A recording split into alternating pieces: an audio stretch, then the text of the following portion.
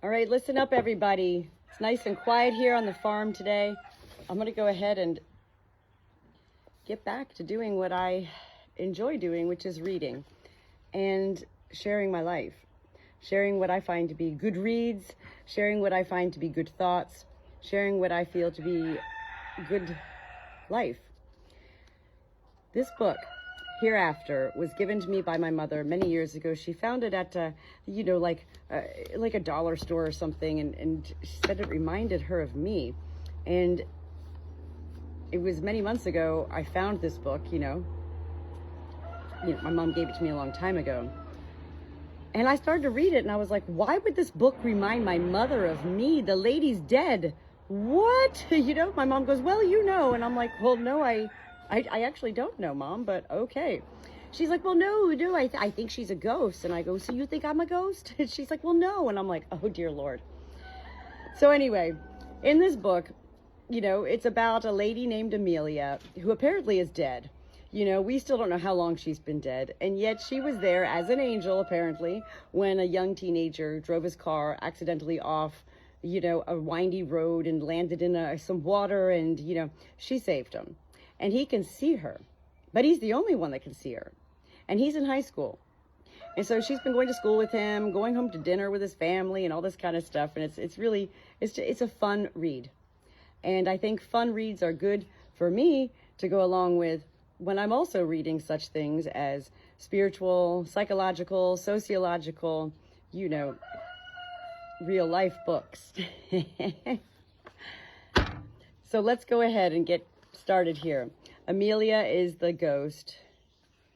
Joshua is the teenager, and Eli is the dark shadow that, has appeared to her before and was like, you'll come find me when you need me. Chapter 10, Hereafter, by Tara Hudson. I do upload all of these books chapter by chapter into my profile under the name of the book so that you can get easy access, not have to scroll through all my videos. You can just go to my profile under the playlist Hereafter and get all the chapters. Chapter 10. By the time Joshua pulled his car off the main road and onto a rough gray... I'm a little excited. Hold on. By the time Joshua pulled his car off the main road and onto a rough gravel path, the sun had finally set. The sky, at least the part I could see through the branches of tall pines, had varied itself from a dark navy in the east to a pale pinkish violet in the west. I found myself suddenly grateful for the deepening of the shadows around us. They provided ideal cover for my growing discomfort. I felt as if I was about to take some kind of test. Not that I was afraid of seeing the Mayhews, per se. Even the witchy grandmother didn't really worry me. But Joshua would undoubtedly be watching me, gauging my reaction to everything I saw. More importantly, I knew he wouldn't be able to communicate with me while his family was around. No sidelong glances, no whispers, no notes. He would have to deal with my presence very carefully, as if I wasn't there at all. So ultimately, I would probably spend the next few hours in an intimate family scene, and I would basically do it alone. Before I had time to feel truly sorry for myself, the car looped around a corner and a large house came into view. I'm not sure what I expected. Maybe some modest Oklahoman ranch house, or one of the new brick and stone monstrosities that had begun to pop up all around this area.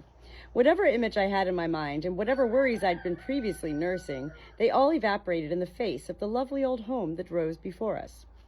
The house was green clapboard with white railed porches that wrapped entirely around its first and second stories.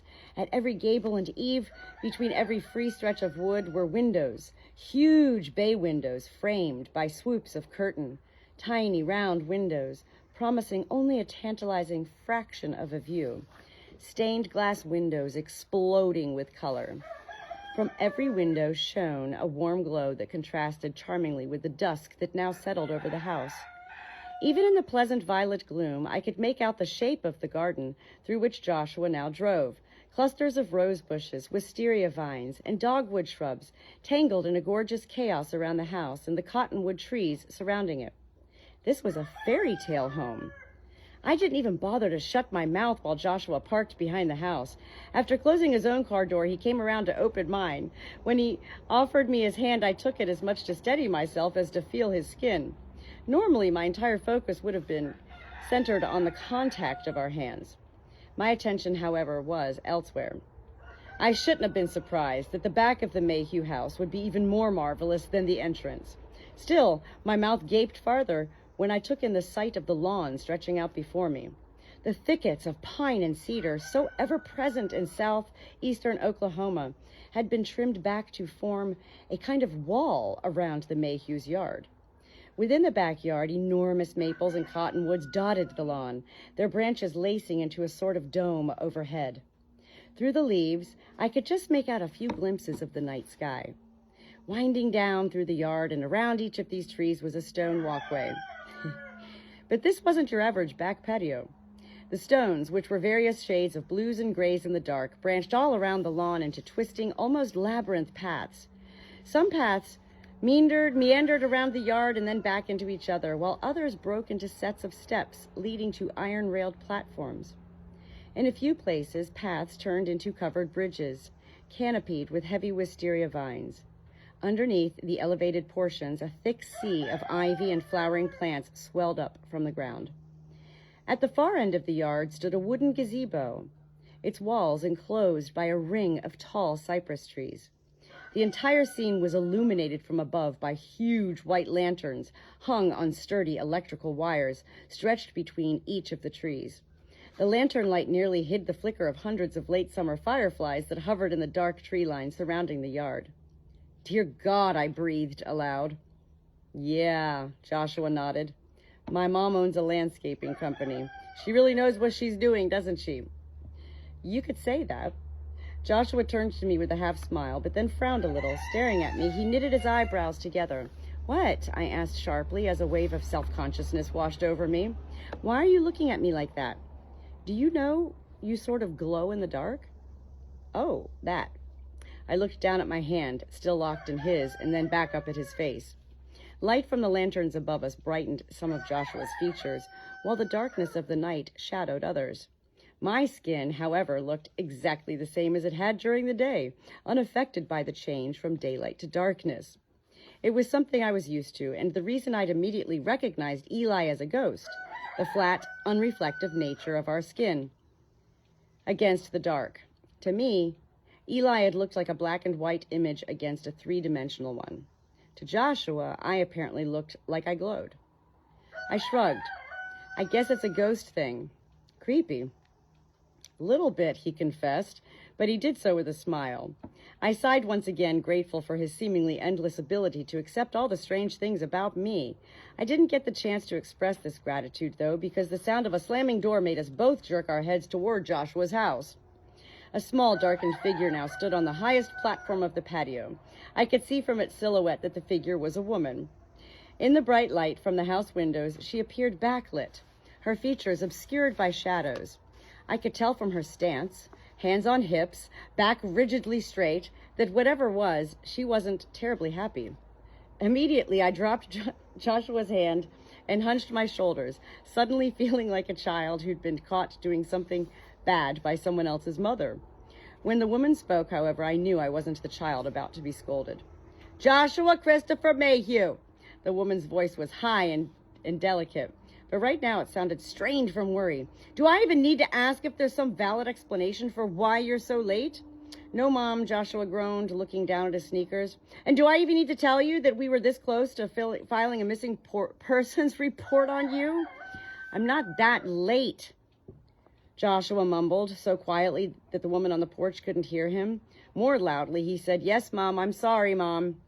Then he sighed and began to trudge forward. I followed him, ducking my head. "Is she always like this?" I whispered, even though Joshua's mother couldn't hear me and Joshua couldn't answer me. He surprised me by whispering back through gritted teeth, "My grandmother's worse. Think pit bull, a really mean one." I gulped lightly and shook my head. as if I needed another reason to be afraid of Ruth Mayhew. I'm not sure whether Joshua's mother heard his unflattering description of his grandmother, because, without another word, she spun around on one heel and marched to the back door, opening the screen door and then letting it slam behind her with bouncing thuds. Joshua gave me a sheepish glance before leaping up onto the porch and crossing to the door. I followed quickly, as if I too had been ordered inside. Joshua reached the screen door first. He caught it mid-bounce and held it open, turning back to me. "My parents' names are Rebecca and Jeremiah. By the way," he whispered as I approached him. I laughed, jitterly. "Got it. So even though they'll be too busy screaming at you and they can't hear me anyway, I'll at least be able to address them properly?" Joshua rolled his eyes, but still gave me a quick grin. Then he stepped through the doorway and waved for me to follow suit. With a gulp, I crossed the threshold and let Joshua shut the door behind us. Once inside, I walked several paces behind him, down an unlit hallway. Watching his darkened form ahead of me, I experienced a moment of almost overwhelming nervousness. I'd already opened my mouth to tell Joshua thanks, but maybe some other time when we passed through an archway and into yet another fantastic scene. The Mayhews' kitchen sprawled before me, well-lit and pleasantly cluttered. The entire room was paneled in a warm, red-colored wood, and jars and gadgets covered every inch of its seemingly endless counter space.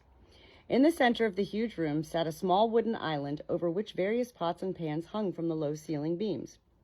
The room looked as though it stretched across the entire width of the house, running from the north-facing bay windows in front of us to the large window box on our left.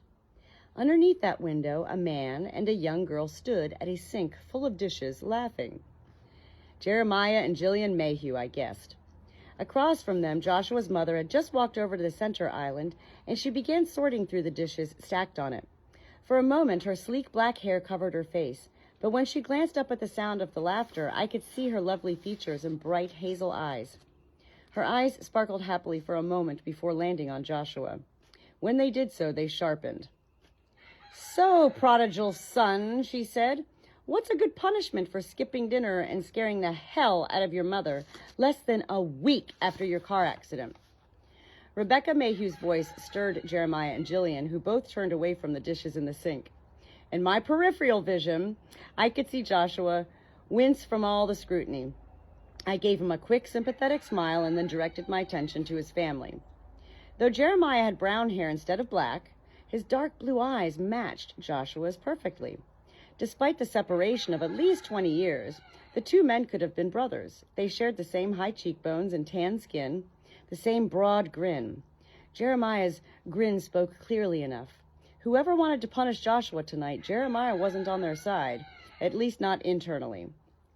Judging from her expression, however, Jillian obviously shared her mother's anger. With both hands, she pushed back her long black hair and scowled. She had her mother's angular face. Oh, on Jillian, however, the features were sharper, less delicate. Not that Jillian wasn't pretty, she was. But something about the way she held her mouth and tilted her head gave her an arch sort of look, as if she was always crafting some vicious comment. "Yeah, Josh," she sneered. "So thoughtful of you to join us in time to finish the dishes." Joshua opened his mouth to protest, but another older voice cut him off. That might be a fitting punishment for him, cleaning this massive kitchen all by himself. Joshua and I simultaneously spun around toward the speaker. An elderly woman approached us from a dining table, tucked into a back corner I'd missed upon first inspection of the kitchen. The woman had her head down, focusing on a small stack of envelopes in her hands, so I couldn't catch a glimpse of her face. Still looking at her mail, she sighed heavily and shook her head. Her chin-length hair swung lightly with the movement. Its color, a bright, almost translucent white, seemed to shimmer under the kitchen lights. Finally, after a few more steps, she looked up at Joshua. Immediately, I knew who had given Joshua and Jeremiah their unusual eyes. Ruth Mayhew's midnight blue-colored eyes looked out from her pale oval face, which angled slightly at her sharp cheekbones and pointed chin. When she frowned, deep wrinkles creased around her mouth and across her forehead. Instead of making her look elderly and vulnerable, however, the expression made her seem unbreakable. Halfway across the kitchen, Ruth's strange-colored eyes flickered toward me, and she froze. Joshua, she asked, her tone strained. Who is that with... She didn't finish the question, but instead leaned forward to peer at the space beside Joshua, the space in which I currently stood. At that moment, I froze too. I had the instant disconcerting notion that Joshua's grandmother was about to ask him who was standing beside him, but that was impossible. Only Joshua and Eli could see me. I'd proved it today in Joshua's classroom. Nonetheless, I itched with the impulse to run. And before I could give it any rational thought, I whispered, Joshua, maybe I should come by some other... The entire sentence hadn't even left my mouth when Ruth jerked upright, rigid straight again, her eyes riveted on mine. Her right hand, which had previously clutched the mail, dropped to her side, scattering paper and noisy flusters across the kitchen floor. Still facing me, she drew in one sharp breath. And with that breath, she told me all I needed to know. Ruth heard me. She saw me. There was no other explanation for her abrupt behavior. Ruth could hear and see me just as clearly as Joshua could. Realizing this, I couldn't move. I was pretty sure I couldn't even blink.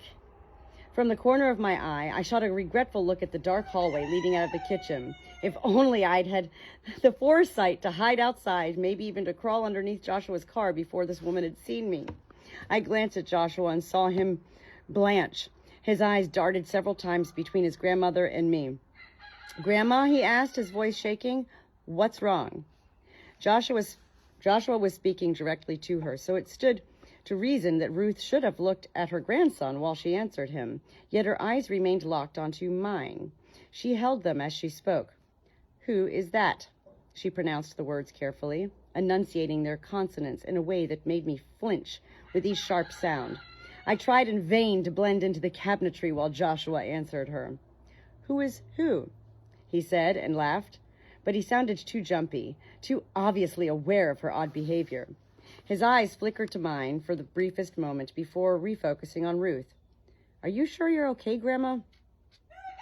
At the sound of her grandson's nervous laughter, Ruth finally pulled her eyes away from me. She looked up at Joshua with nothing less than a furious glare. Don't be condescending to me, Joshua. Tell me what made you think you could bring something from High Bridge into our home. Grandma, I didn't. Don't. Ruth cut him off immediately. Joshua frowned, but she went on, her sharp eyes darting in every direction every few seconds towards me. Don't say you didn't, because I can obviously see you did. I told you to stay away from that bridge. I've told you since you were little. But you go and wreck your car there and then bring this into our home? When I've tried so hard to protect you all from things like this? Her eyes fell fully upon me as she spoke the last phrase. I couldn't help but shiver and then shrink farther back toward the hallway. Come on, Grandma, Joshua laughed again, although he seemed to have given up on masking the tension in his laugh. All the stories about the bridge are just stories. Yeah, Mom, Joshua's father called from behind us, sounding pretty nervous himself about his mother's behavior. You know those stories are just made up to scare kids away from an unsafe bridge. I looked back to see Joshua's father cast his eyes around the kitchen at the rest of his family. Like him, they all stared at Ruth in disbelief, as if they were afraid their matriarch, the family pit bull, as Joshua had called her, was losing it, taking her little ghost hobby way too far.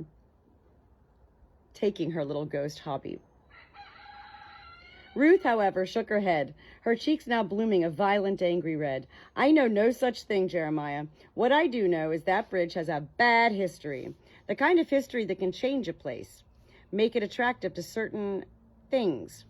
Grandma, you know I don't believe in... Ruth laughed mirthlessly, cutting Joshua off again. Joshua, she all but whispered, her eyes locked once again onto his. I'm pretty sure you do believe. At least you believe now. A soft, thoughtless yelp escaped my lips. I slapped my hand to my mouth. Ruth, however, didn't look at me. Instead, she remained focused on her grandson. Maybe she hadn't heard me yelp.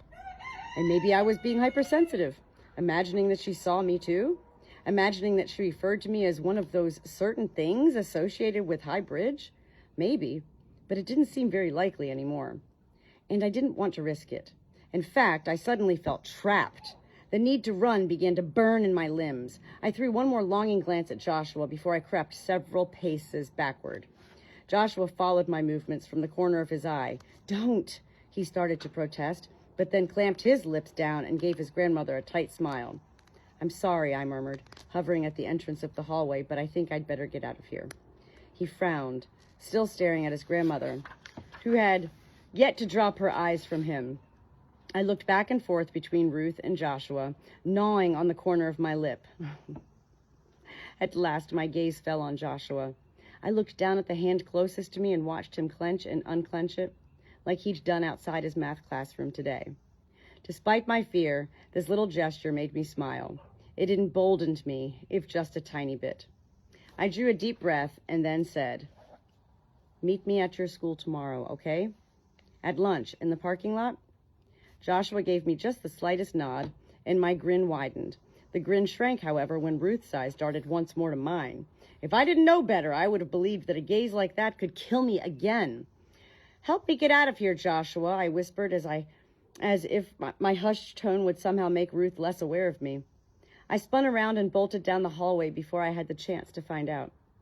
Once I reached the end of the hallway, I nearly shrieked in frustration. The screen door stared back at me, shut tight against my useless dead hands. I almost collapsed with gratitude when an arm reached past me and showed me the open door, wide enough for me to pass through it. I crossed onto the deck and spun back around with a wide smile of relief. "Thanks, Joshua.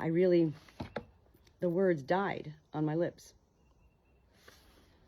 Ruth stared out at me from across the threshold, her hand still clenched to the doorframe, standing only inches away from me. She was alone in the hallway. I couldn't seem to pull my eyes away from Ruth's. Watching her, my vision blurred, and I could swear my head actually started to ache. Finally, with an almost nightmarish slowness, I looked away from her. I began taking uncoordinated, fumbling steps across the deck and then down its stairs. From behind me, I thought I heard something. A soft murmuring, almost like chanting, but I didn't look back at Ruth. Instead, I dashed through the yard and toward the driveway, intent on escape. Before I could flee, however, the sound of Ruth's voice froze me one last time. When Ruth spoke, she whispered, but this time she did so loud enough for me to hear her, even from across the yard. The very sound of it prickled, icy and cruel, at the back of my neck. "You weren't who I expected," she hissed into the dark. "But whoever you are, leave, and don't come back." My first impulse was to drop to the ground, curl up into the fetal position, and pray for a nightmare, for a good old disappearing act. My next impulse was to cry out, "Yes, ma'am, of course, ma'am," and promptly obey her orders. My final impulse was a little less familiar, a little out of my character, as I'd come to know it since death. Following this last impulse, I didn't acknowledge Ruth's edict in any way except to stand as straight as I possibly could and cast my head back. Then, after this meager act of defiance, I followed at least part of Ruth's instructions and ran, fast, into the blackness of the night. Ooh, it's getting good. We need to add these characters here. We've got now Ruth is the pit bull grandmother. Yeah, I love that. And the Mayhews is Joshua's last name, the Mayhews. His mother's a landscaper, beautiful big place, lots of stained glass windows. Sounds like a beautiful home. I can't believe how quiet my flock is. It is time for me to get to work here on the farm. It is important for me, and I believe everyone in life, to take breaks from life. And that doesn't mean like take yourself away from life. It means give yourself a break each day and do something that does take your mind off of what you need to do each and every day. Right? Like for me, clean litter boxes, pee-pee pads, Windex the counter, sweep and mop the floors, empty the dishwasher, kitchen trash to the truck, clean the coops, collect the eggs, scramble the eggs for the flock, feed store for hay and chicken feed. You know, the list goes on of the things in life we have to do. We don't have to read. And yet when we create that moment for ourselves to read, well, it truly delights us. And we all need a break from life itself. little breaks in between life, little escapes here and there, and yet not escapes, rather just breaks to breathe. Thank you for joining me, Natalie, the Good Shepherd, for chapter 10, Hereafter.